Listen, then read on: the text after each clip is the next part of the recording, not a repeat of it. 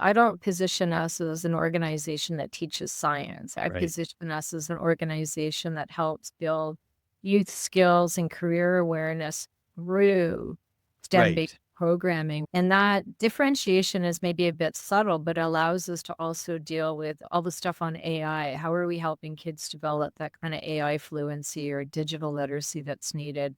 Or nature, some of the really interesting things that have come out lately about nature-based learning and how do we do all of that? So using a platform which everyone seems to recognize as being really powerful multidisciplinary approaches, but then how do you get, how do you actually take national programming, regional implementation, and that's something that I think we've been able to work on really well.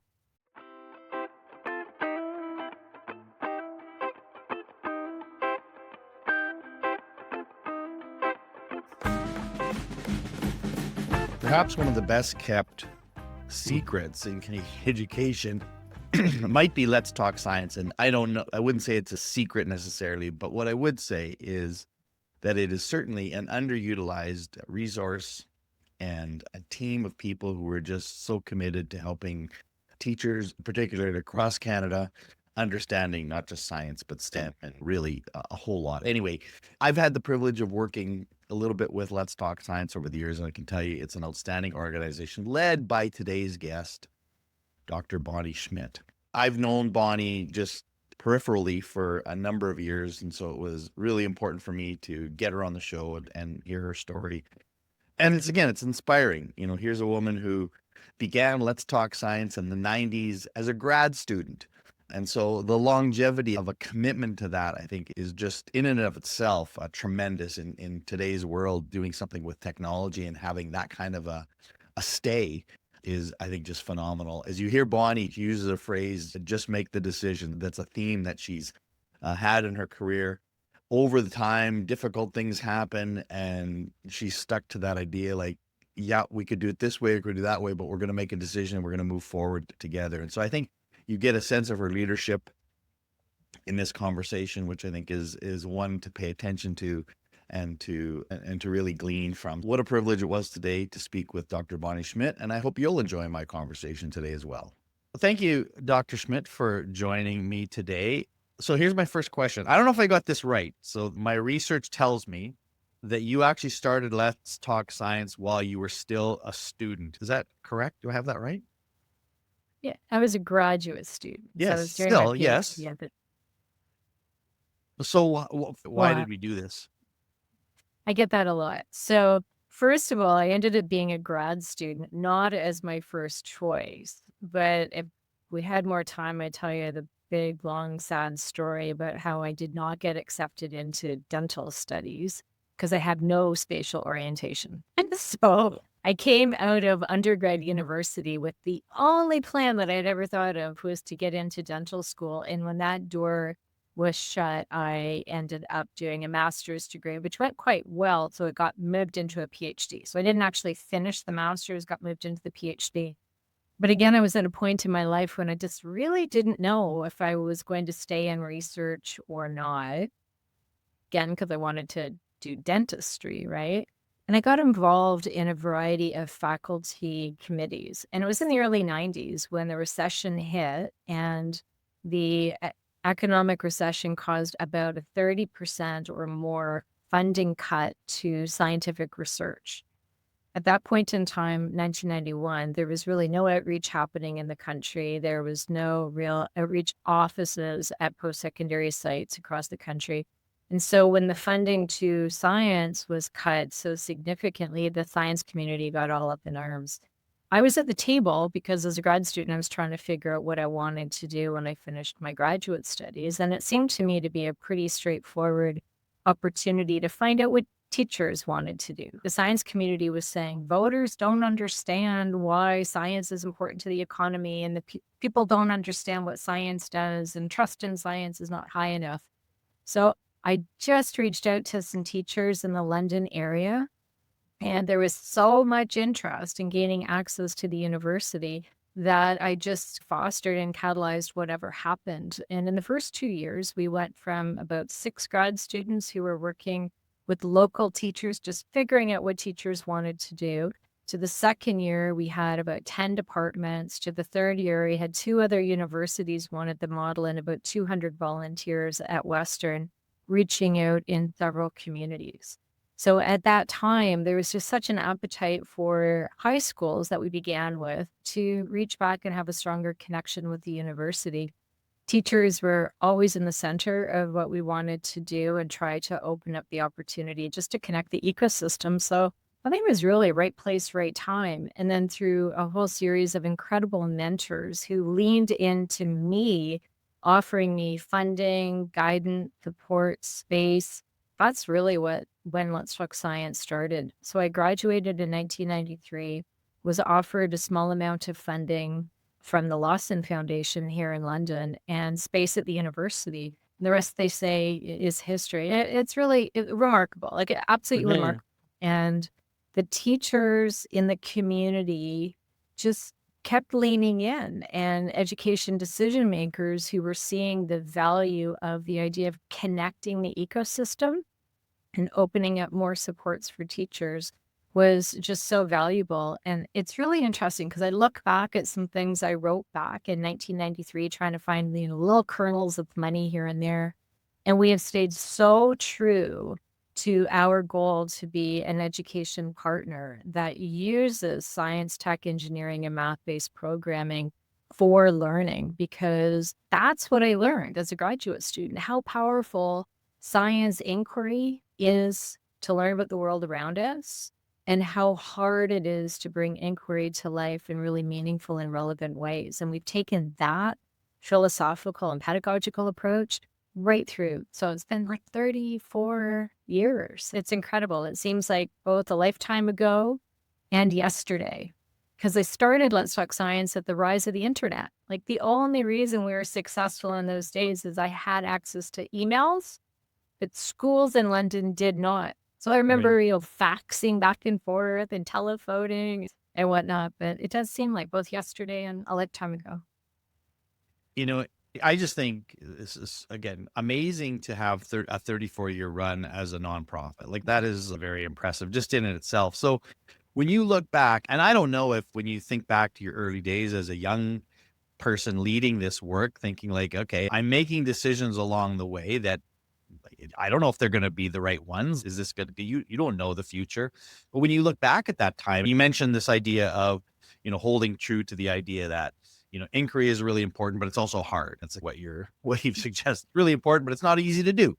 What other kind of maybe leadership decisions do you think you made at those times in terms of, whether these are non-negotiables or just the way in which we are going to operate that you think have additionally served you well over time? Or maybe you've had to change. I don't know. Maybe there's some things that you saw along the way that you had to pivot or change along the way. But what do you think when you look back, the decisions that were made, what were they that helped you get to where you are today? That's a really interesting question because when I started, I had never taken like a marketing course or an accounting course or fundraising. So like I really did lean into fundraising fairly early on to learn how to do that. But I have to say I had a circle of mentors who I was so privileged and fortunate to connect with. And so I almost got this virtual training from these mentors. So for example, I call them like the famous trio in the very, very early days. John Francolini was the executive director of the Lawson Foundation at the time, and they were the foundation that gave me some early financial start. So I could, think a bit about that. Mitch Barron, who was the CEO of a private global company, taught me lots about innovation and about setting up a company and really thinking about how do you think about making decisions in that way. And then Gordon Oswald Destin had retired to London and he had been clerk of the Privy Council for 3 prime ministers. And so I had him always talking about, think about public policy. If you want every young person in the country to benefit, and you want to keep things free or super accessible, then you've got to be thinking about public policy. So I always had this group of incredibly accomplished people around me when big decisions needed to be made. But to be honest, because I didn't really go into this with a structured idea of I'm going to be in this for 30 years or never, I just made decisions that made sense and were, authentic to me and the small team around me and responded to educator needs. So I've been so blessed in the fact that teachers actually guided me through so much the early days about what was needed. And then you just figure out, okay, how do you do it? If that's what they need, how do you do it? I think some of the really pivotal decisions around like structure and function and all that came later when we started to realize funding from companies and needed to set up as a charity. And then at that time, I was again incredibly fortunate, would have been back in 95, in which DuPont Canada was going through an exercise in which they were doing a lot of internal leadership training and development. And at the time, they were giving lots of small checks, right? So they were giving out $500 checks to community groups to $1,000 checks. And they wondered if their leadership training that they were doing in-house would be maybe transferable to the private, or not to the private sector, but to a community partner. I came waltzing in at that point in time, had a half-time person working with me and a whole bunch of volunteers, and they took a chance. And so at that point, I got access to their legal team, their marketing communications team, their VP of strategy and business development, joined the board. And again, had access to these incredible people with a lot of really interesting lived experience and expertise that could help me when I'd say, hey, I don't know what to do here. So I found I really liked the strategy. I really liked the business side of things, but I never went and had a formal education about how do you actually write a business plan, right? I got support and learned that stuff along the way. So key decisions have always come down to being really purpose driven. What is it that we want to be able to say and do at the end of the day? And then what might be a variety of structures or processes that can be put in place, and then make a decision and get on with it. So some of the best advice I ever got was it's not just about the decision, it's about the execution. So just Right. make a decision and then get on with doing the best execution possible. And I think for me, that was probably the best advice I got early on. No, I just made a decision and moved to the next step. Didn't really fret too much about it. And I'm curious too, do you think of yourself as a nonprofit? Is it more like a business or more, like education, public education?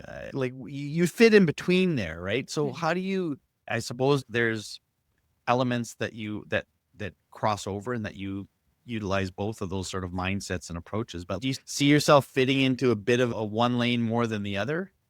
So we operate ourselves from a business mentality. We have policies and procedures and strategies and operating plans. Like we really do think very carefully about how do we structure and how do we operate. So there is that level of real accountability from the business side of things. But flash forward, everything we do for early childhood to grade 12, we have thousands of resources for teachers, for kids. We have in-person programming. We have an extensive array of professional learning opportunities. We have classroom projects. We have in-person professional learning. We have in-person volunteer-driven outreach. It's all available for free. It's all available in English and French. And we're able to do that because we're deeply purpose driven and in alignment with what educators are asking for or try to be. But the business side of how we run ourselves as a charity is what gives confidence to industry, to government, to individual donors, foundations who invest. So I have a team that focuses on fundraising so teachers can engage at no cost. So we have to walk both lines, right? We Right. need the quality programming in which you would be thinking about us on the education mindset, but we need the infrastructure and the credibility and the business acumen to attract the funding. I often wonder because in my tenure even in the corporate side of things, I've been involved in lots of pieces where we've offered something for free, like a free professional learning, a free conference, do it all the time. And as much as that, from a business side, you think, wow, it's a no brainer. It's free. Why wouldn't you do it? there's still sometimes it's, yeah, but people sometimes have this perception, if it's free, yeah, it can't be that good. Like, how good could it be if it's free? I wonder Mm. how often, and knowing what I know about Let's Talk Science, some of the people, I know that's still somewhat of a weird barrier to try to overcome that. How good can this be if it's free? So how do you try to overcome that? Or maybe you don't think that way. Maybe that's not an issue at all, that people just assume they don't have that mindset. Teachers maybe wouldn't, but I don't know. Am I making sense with what I'm Yeah, totally. It's almost if there isn't a cost to it, it's also easy to drop out. So yeah, right, in some situations, especially in the past, we would see big enrollments and then teachers are not necessarily showing up at the last minute right. and it's free. Yeah, There's not the skin in the game. But overall, I think, and again, we've been around for a while. And so our brand awareness, I think, are the people that have trust in what we do and we deliver. They tend to understand what we're able to provide. But it is a discussion that we continue to have in house. I think my worry is in the early days of Let's Talk Science, and we did implement program fees, we were getting teachers who were amazing science teachers who were coming out because they were thirsty for even more things. They didn't really need us, and it was great to be working with them, but when we dropped the fees and we started to develop partnerships with, say, the Canadian Childcare Federation, we do a lot of work with them, or with educators who would never have put dollars towards science-based training, have leaned in and come in to test it out and come away going, "I can do that. Oh my god, I can do that," and then they come back for more. So it is that little bit of that, catch-22 of you're not gonna get money from somebody who doesn't identify already in that right. particular space, but you are gonna maybe attract audiences that really will benefit. So we see confidence scores go right up. We see teachers thinking, "I actually can do this in the classroom." We are not trying to replace teachers. We are trying to empower and prepare and equip teachers to do the most important job in the classroom with their students. So in these last, when have a downtime and you look back and you reflect on the 34 years that you've been doing this work, what surprises you in terms of, oh, that's been way better than I could have imagined? And then what sort of maybe frustration still exists, or I thought this would be easier than it has been. So I don't know if you have those two That's sort all of I can find this. categories. The thing that was easier than you thought, or came, wow, that was awesome and surprisingly, and also, frustrating because it's harder than I think the surprise is partly we're still here and growing fast, and our mission is more important than ever. So, surprise that our mission is more important than ever. right. When we set out, it was like, oh, we'll just get over this hurdle and we'll help the new curriculum implementation. So, that and the deep desire from the science community, so the science, technology, and innovation community to work with us as well. We manage now well over 100 partnerships with not just universities and colleges, but with organizations like Genome Canada and ArcticNet and Stem Cell Network and the Royal Society and the Space Agency. We do a ton with the Space Agency. Like all these organizations that are really leaning in and wanting to support early childhood to grade 12 but don't have a clear mandate for it. So they come and they work with us. So we're giving leading edge, really relevant, really meaningful programming into the education system. And it's almost, there's so many that want to work with us. That is really surprising. The frustrating side is, the Canadian education ecosystem is so fragmented that we No. still, we don't have any kind of unifying body beyond the Council of Ministers of Education. And there's so much change with ministerial switches that it's so hard to think national. And we're such a small country that how do you lever change? How do you actually make sure that every one of those 6.5 million students and kids in this country benefit? So that continues to be the frustration and the amount of work it takes to Mhm. build relationships in regions and in provinces. As you will know, even decision making at some points might be at a ministry level, might be at a school level, might be at a board level, might be at a classroom level. So understanding decision making processes for Yeah. who gets involved, it's complicated. And I think that continues to be a bit of a bane. Yeah, and for people like yourself and myself who work nationwide, we're not, stuck in one province. As we see that all the time because we understand how, the way you approach this in Ontario isn't the way you're going to approach it in Alberta, right? They're different, and you have to navigate those structural and institutional differences. And yet, to your point, the frustrating part is, but everybody gets the concept of science. So, like, you don't have Yeah. to try to sell them on that. It's just, but how does it fit in with our little Yeah. unique infrastructure and curriculum and so forth? The And thing so that I have seen change though is I don't position us as an organization that teaches science. I right, position us as an organization that helps build youth skills and career awareness through STEM-based right. programming. And that differentiation is maybe a bit subtle, but allows us to also deal with all the stuff on AI. How are we helping kids develop that kind of AI fluency or digital literacy that's needed? Or nature, some of the really interesting things that have come out lately about nature-based learning, and how do we do all of that? So using a platform, which everyone seems to recognize as being really powerful multidisciplinary approaches, but then how do you get, how do you actually take national programming, regional implementation, and not something that I think we've been able to work on really well. But so let's talk about that because I think without that kind of understanding of what your mission and goals are, the name itself, Let's Talk Science, might not help people get that. So how do you, because you just referenced marketing a little bit earlier before, but I think, so what is the work to overcome that, bias or misconception of what LTS actually can do?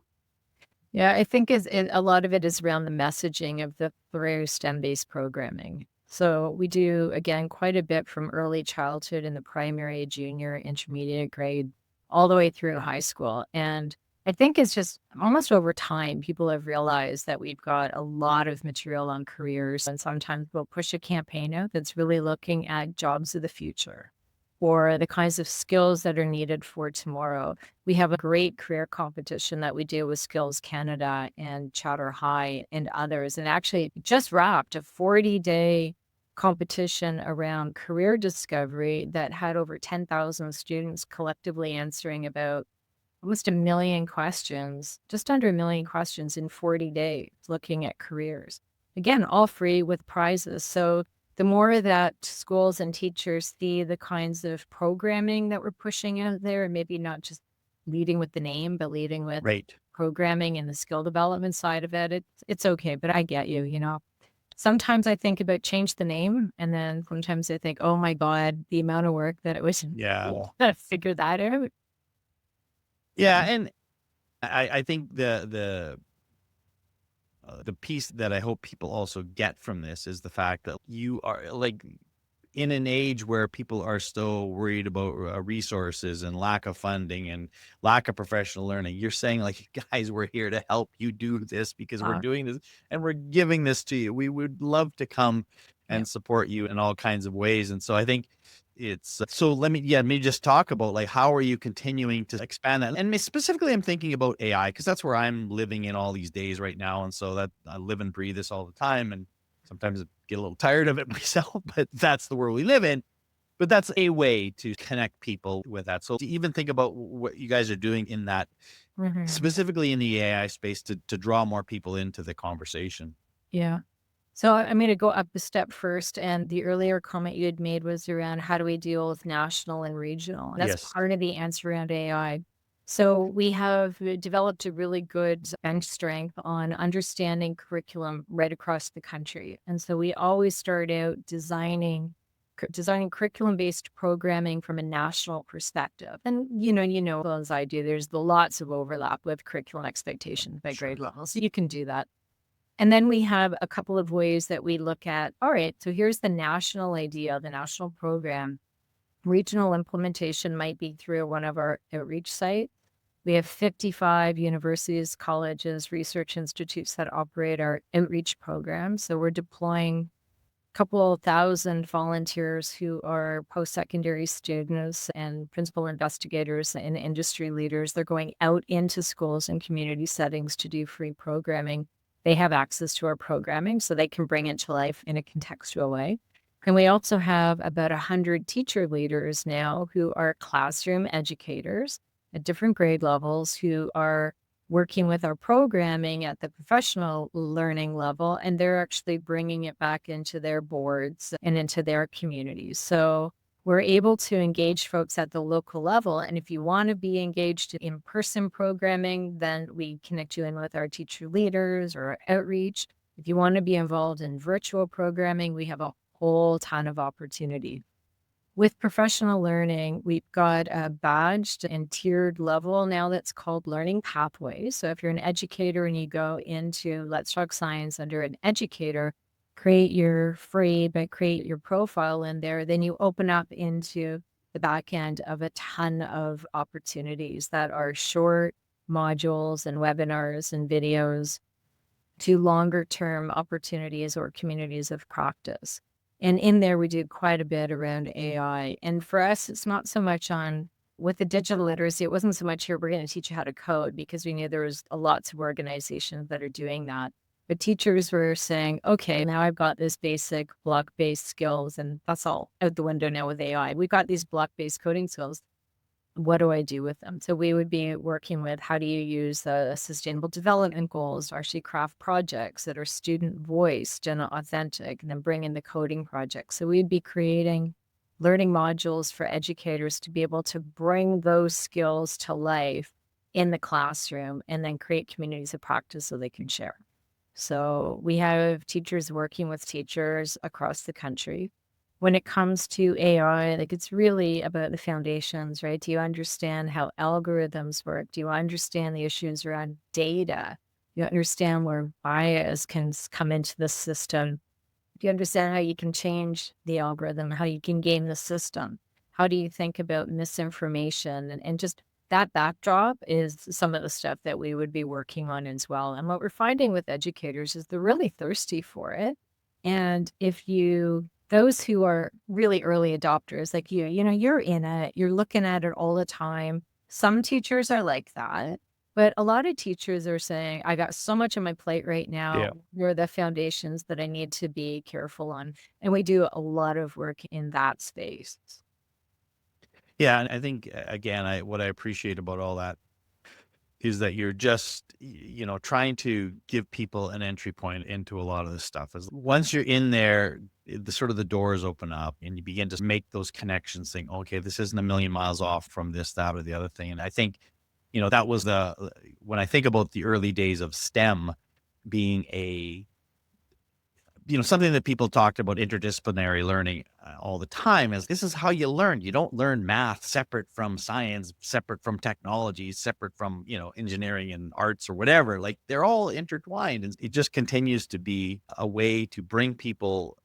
And I just like the fact that for those teachers who are like, I need just hold my hand just a little bit to get me in there. And then we know that, that just seems to open up the floodgates for that one. So I think you have so many great programs and offerings. And again, I think the other thing that people, even like myself, as I learn more, is like this idea that this isn't just your K-12 involvement is almost a small part of the vast partnerships and opportunities that you're exploring. Again, I think it's just the other acronym thing that we deal with is we could have said STEAM, we could have said STEM-B, we could have said any of the acronyms because we were really committed to linking literacy and numeracy and arts, right? We need to develop kids. We need to develop talent for the future. We need to develop citizens who understand how evidence-based decision-making is important and that they can tell misinformation from not. So for us, it's about how do we build a nation of critical, creative thinkers who are innovators, who are collaborators, who will lean into new challenges and bring thoughtful, evidence-based solutions to bear. So again, we get stuck on the name. I need to get out and talk more. It's not just about science, but it is through STEM-based learning. No, that's fantastic. Again, doing this bit of a reflective piece. When you look back at these 34 years, I'm going to ask you to think about 3 highlights. So they're doing a movie of Let's Talk Science, the 34 years of Let's Talk Science. and they're going to give 3 sort of top moments. And these could be moments that they're personal to you. So the ones that impacted you directly or that, were maybe more a part of than something else, or they could be just, big things you've done. So give me 3 specific moments that you would just highlight as being those are, I'll never forget those moments. Wow. I think actually that very first meeting in which I was a graduate student sitting at the faculty table, and I remember listening to one of the senior leaders in the department start to just go ballistic about the budget that had just come down from the federal government and how it was going to decimate science research. And at the time, there was only 3 granting councils. And me sitting there thinking, we can do something about that. And so that still is emblazoned on in my mind as one area. And then again, I took the guidance of educators and the community to start building things. So perhaps the next opportunity that I would come to would be the birth of my daughter, Alex. And when she was born in 98, it was just before Fraser Mustard and Margaret McCain, real landmark work on early childhood, that big paper, the compendium they had done, and how I got to really lean into child development. And so at that point in time, we were doing a lot of work in high schools and we were doing work at elementary. But when I had my own child, and I have to say that the 2 lead people in my life on my board, who were both men, got so excited when I told them I was pregnant, and I wasn't sure how it was going to go because, they were workaholics. I was really, into building this organization. But I also remembered that lunch in which they said, now you'll finally know why what you're doing is so important. And it was bang on. Watching her grow, she became, the little muse. And so as Sure. she was little, we started into early childhood programming. We did huge amount of work in early learning in the early 2000s. And then, when she became a junior level student, right, we started the Let's Talk Science Challenge. And so I think that was just such a point for me of being really trying to be really true to watching a young person grow and how we could be really responsive. So I think that would probably be my second one. And then maybe the third one, because the fourth one is yet to come, but maybe the Okay. third one would be back in 2015, in which the federal government actually took a stand and made the first national investment in Let's Talk Science. And it was a game changer for us because it allowed us to really truly grow. Been kind of hockey sticking it since then. And it opened up the door to having a little bit more like credibility in the corporate side and the opportunity to really start to think more at scale than we'd been able to do in all the years leading up. So if you think 34 years, and I think we've impacted about 23 million people over the period of time, 85% of that reach has happened since 2015. Mm. So I think the best is yet to come, but you can see how they're Yeah. interesting points. But nobody's actually asked me that question, and you didn't give it to me in advance. So I had to. I know, I'm sorry. That's what hey, have some but then I think of other questions and I just ask it, so I No, you apologize are about 3, okay. but I love that answer because I think those are seminal moments. The fact that Mhm. you pulled those out tells me they're there for a reason. Obviously, the origin story is always you have very strong memories of that, and I love this idea of, your daughter giving you a different lens, and I'm currently in the stage where I talk about my grandkids as the why I do the AI stuff. Like I think about their lives. I think about what the world is 18 years from now going to look like for them and how do we play some kind of a role in making sure if it's not as terrible as some people might think it might be and in fact can be a lovely way to live. No, I think that's amazing. And again, that trajectory of saying we went from here to here, that spike probably is a big piece. So from a leadership perspective, again, you've got 34 years of history to draw upon. I always just like asking people about a leadership challenge, like something that kind of threw you off, or is like, that's not what I expected, that you really had to dig into whatever philosophy, whatever thing you could to come out. And even if it didn't come out great, like I'm always happy to hear people to say, I didn't handle this one particularly well, but I learned a lot from it. So what's a leadership challenge that you would share with people saying that really taught me whatever it taught you? Mhm. Maybe I'll share two quick ones. One is in the Sure. past, and one is definitely now. In the past, there was a point in time in which we were operating in class programs that had fees attached to them. And we had offices in Edmonton and Vancouver and Toronto. And we had a whole team of paid staff that were out doing programs. We needed to, at the same time, we were growing our volunteer programs too. And in those communities, it was really becoming confusing for educators. Like, why am I paying for this? And why am I not paying for that? I could get a volunteer. And it was probably the most difficult leadership decision that I had over my career until that point is you couldn't really do both. It was becoming too confusing. So do you pick the program that's bringing money in, or do you pick the program that's costing you money, but it's being operated through volunteers? And that is when I got my advice of just make the decision and then we will execute, from my then board chair. It was the hardest thing I ever did. It took me a while to decide, but I chose the volunteers. And I did it because there was quite a few groups growing at that point in time doing presentations for which teachers or school councils would pay and you get somebody in. But there was nobody that was really looking at the post-secondary skill set of these thousands of young people who were average age of 20, 22, who wanted to give back to community, and they were about to enter their first job.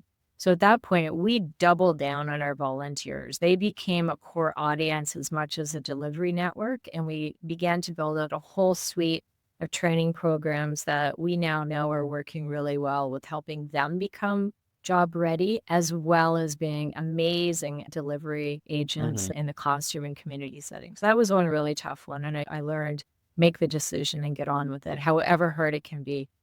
The second one, which is far harder right now, is navigating the current environment. How do we think about just the rise of AI and how not only do we teach the skills, of course, like we're teaching those, but how is it going to change our own business practice? How do we have to present ourselves on the web if there will continue to be a web, right? You keep hearing about now we're going to have to learn to market to AI bots. And so going through now, what will education look like in 3 years, or what will things look like in 5 years? And how do we situate ourselves to remain a partner in education? It's just, it's really hard. And so there's so much stress that was going on in the environment that I've decided to take our entire staff through exercises of scenario planning. And that can also implement more stress because you're thinking, oh, I have no idea what's going to happen with AI. I have no idea what's going to happen with Right. funding. Like, it could decimate us in 3 years, or it might help us really thrive. And the experience that I've had is that although it's hard, people are really grateful to be part of that conversation. So now going over enough period of time that we can give everybody time to lean in and contribute and think and talk about what the future looks like. That has been a leadership challenge that I've been working through. Like, how do you do that? How do you do it in a way that makes people feel safe? They can have their voice heard. And then how do you get actionable decisions out of it? Stay tuned. Start. Well, I think that's what I'm hearing too, especially from business and industry, is that they're having the exact same struggles. We had a gentleman from KPMG share at one of our summits a while ago, and you think of them as being, a pretty forward-thinking, innovative kind of company, and they said we're struggling because we realize this is here and it has lots of opportunities for us in terms of efficiencies and so forth. However, we still see ourselves as a human service that we provide to our clients. And so we're trying to navigate this too. So sometimes we look at, corporations and businesses, they've got it all figured out because they're ahead of the game, but they're struggling with the same things. And you, again, fitting in this middle space, but you take that same conversation to the extent of, well, what does this mean for teachers teaching and learning? I don't know what the future of this be. Or what are AI tutors, or do we want them? What is this going to, this is not as much as 10 years down the road, we'll want to know. This is happening today and now and is impacting us. So there's not really time not to have these discussions. This is the time to have them. And yet, you know, nobody is very good at saying, "Oh, I know how this is gonna go." No, we Yeah. don't know how it's gonna go. And you But feel I think like there's you're a fire hose, right? There's so many ideas yeah. coming out and so many applications. And we're not a huge organization that's got massive tech team that can be building out all sorts of different platforms. Sure. So figuring out what's out there, what is our niche. And then some of the futurists are starting to say people are going to lean away from things like social media, perhaps, and they're going to lean away from going to programming because they're going to have an AI agent that they can just talk to their phone. And so the future is voice. Just I think the Uh, future is voice. How do But I ask? it makes me think now your, tenet of just make the decision and execute might continue to serve you well because I don't know that anybody, we're all going to figure out exactly what it is. And again, to me, where I have pulled my most hope is the way in which humans, like just the idea of bringing people together, right? What's the humanity that remains? Like what is, and even discussing what that means. And I just wanted to reference this because you said something very early on, and it made me think about, and I just quickly searched the name of the book. Don't Be Such a Scientist. Do you know the book I'm talking about? No, it's a brilliant name though. Like a Yes. So it's about, I don't know, 15 years old, but the book, I've read bits of it and heard more about it. But the concept was that science often is a difficult idea to communicate, and that when we being not don't be such a scientist means talk in ways that people can understand, right? And I know that's exactly what your work is around. So it's like, how do we demystify some of the things that are being presented to people that make people, anxious and confused and so forth, and coach it in story, coach it in a way Mhm. that people can understand and feel a part of these kinds of things. That's the biggest thing that I'm trying to do for people. Is Yeah. you can enter into these, you don't have to know all of the things that are happening underneath the hood. We'll get to that at some point, and there's people that are looking at that now. But like you said, talking about bias, talking about misconceptions, talking about algorithms, like those, there's ways in which we can make those kinds of really important conversations easy to access. And more importantly, what I'm trying to help people do is take that and have those conversations with kids right now. Like right now, don't wait. They need to be, because they're using these tools constantly. And Yeah. if they don't have caring adults having conversations, asking them to think very critically about how and why they're using these things, that's, I think, where the Yeah. problem rises. And they're so capable and they want to explore these topics, right? Yeah, and there's like that's the thing, like, I've presented people, like, just have this conversation about, whether it's AI music or copyright, like, those are engaging conversations. You don't have to know all of the details around it, but just, like, listening to others share their insights and kids their own misconceptions around, "Oh, I don't think you quite understand this. We need to keep talking more about this." They're wonderful opportunities to engage people from a point of none of us are experts. We can all be part of this conversation without, trying to, say you're not smart enough to talk about this yet. Yeah, you Mhm. are. We can make this work. So anyway, Mhm. a couple more questions and we'll get you out of here. This idea of leadership, and again, I think you are such a powerful model of, an entrepreneur, businesswoman, all of these kinds of statuses, if you will. How would you encourage a young, let's say it's a young female, just let's go there, who you maybe identify as saying, I think this person has these qualities that could make them a good leader someday. What advice do you give to these young people? Maybe your daughters in kind of that age right now too, of what do you say to them to say, here's the things that you need to do to prepare yourself to lead now and in the future? Yeah, I often will start with this idea that it's wrong to think about leadership only being exclusive to like leading an organization or even necessarily leading a team, but Right. everybody needs to have leadership skills so that they know actually when not to lead and let somebody else actually step in. So, first talking a bit about what does it actually mean to be a good team player and what does leadership mean? So, what are some of the traits and the characteristics of leaders that they admire and whatnot? Right. And once you get away from the idea that like leadership means a promotion and running something, you can then start to open up ideas of why don't you get involved in in a school club or why don't you get involved in a volunteer activity? Invite them to Let's Talk Science to become volunteers and participate in some of the professional development that's needed or that we offer and really does help to build those kinds of leadership skills. Because at the end of the day, leadership is really about trying to understand what the purpose is. Like, what are you trying to do and why? And what are the different mechanisms that you might be able to use to get there? And you're only a leader if you've got people with you. Things like communication are so important.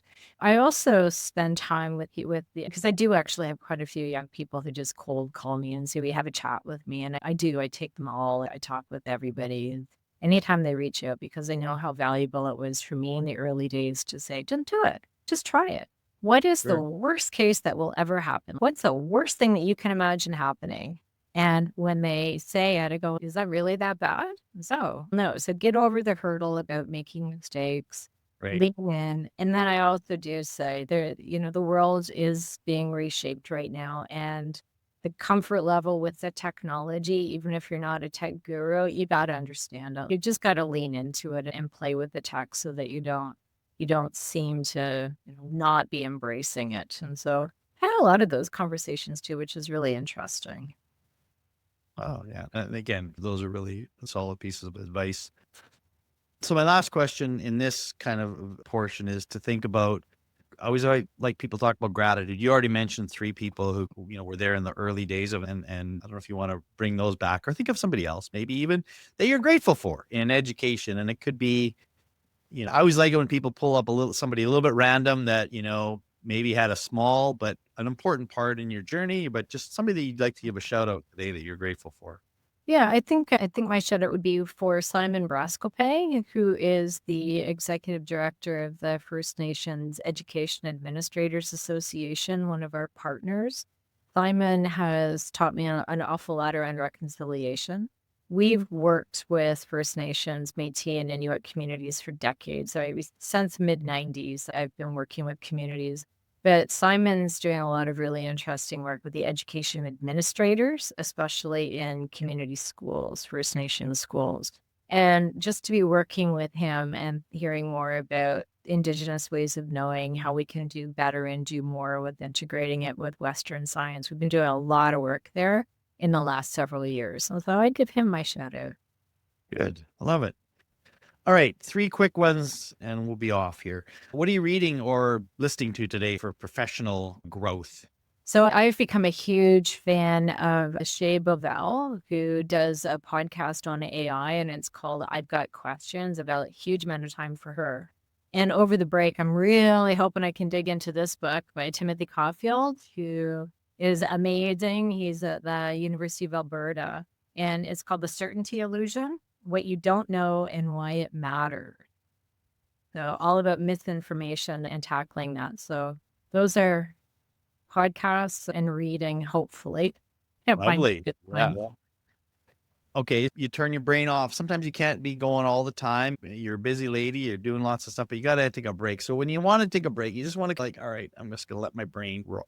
I don't want to say rot, but And then a guilty pleasure. Just, I don't know, maybe. And there's people I ask this question, they say, I don't ever watch TV and stuff. So then I feel stupid for asking it. So maybe I will feel stupid for asking yeah, it, but I you do. gotta like go to like, Wait, this is my gotta go to one. yeah, I know. I stumbled onto this Netflix show called Blacklist, and it's a crime drama. Yeah, it's actually I love it because the James Spader, I guess, is so Oh, opposite to my okay. world. Blacklist. Not actually. Okay. You stumbled across it now, but it's been out for a It's while. been out for But a while. Yeah, so this is Netflix where just got it it a took me while. a long Okay. time to I'm get with you it. now. I know what you mean. Yes. Yeah, it's a great show, and he's an ex-agent who's turned Right. into amazing global crime work. Yeah, so now I'm telling the world out there that, yeah, I've only gotten it so culturally behind, but it's a great show. I have a lot of fun, and I really like it because he's such a good storyteller, and he keeps reminding me that, like, we have to do better at telling stories because oral tradition is so important for learning. And so he reminds Yes. me in my guilty pleasure that I gotta find some more stories to tell. I'll just tell a quick side story of this as we think about, because I agree. I think storytelling remains this uniquely human thing, and I don't know. So, anyways, I'm putting my grandkids to bed last weekend, and they wanted a story. And so every once in a while, I'll pull out AI and we put in all of the components of the story, and then AI tells the story, and it's okay. My granddaughter is going, no, like it wasn't enough for her. So anyway, it helped me. I put it aside and then I told the story using some of those elements. I had enough more knowledge of them, more knowledge of what they like, and to be able to communicate that story to them in a way that was so that was just like a little affirmation of, oh, storytelling. Yeah, that's something that we want the humans to do, and we can actually do a pretty good job of it. So anyway, a little sidebar. All right, London, Ontario. That's where home is for me. Now, if I drive through London a lot, I'm in London a fair bit, but I'm going to come to London and I might Google things to do in London and it'll give me some nice things to do there. But I want an insider tip as to a place, could be a location, could be a restaurant, could be a park, whatever, just a place that you probably should check this one out. You might not always get this one, but this is your hidden gem. I like to hike, and just west of London, before you're into the heart of Kamoka, there's two woods. One is Cairns Wood, and very close to it is Warbler Woods. And those are wonderful hiking spots. So there's forested areas. One of them is along the Thames. Another is like, it could have been a ski hill. It's so mountainy, hilly for London, which is usually pretty flat. They are gems. I don't want to see lots and lots of people in those areas. So maybe I shouldn't have told you that. I could go on there and then I'm not telling you, but they're great. They're really wonderful locations. Okay. I love, those are great things for me because usually if I'm in a place and, if I got an extra hour or two, that's where I want to do is just find a place, go out, go for a quick walk or whatever. I will keep those in mind. Thank you so much, Bonnie, today for your time and getting to know a little bit more about the 34 years Let's Talk Science and your journey and your insights as a leader. Thank you so much for sharing that. It's been fun, Dean. I appreciate the opportunity.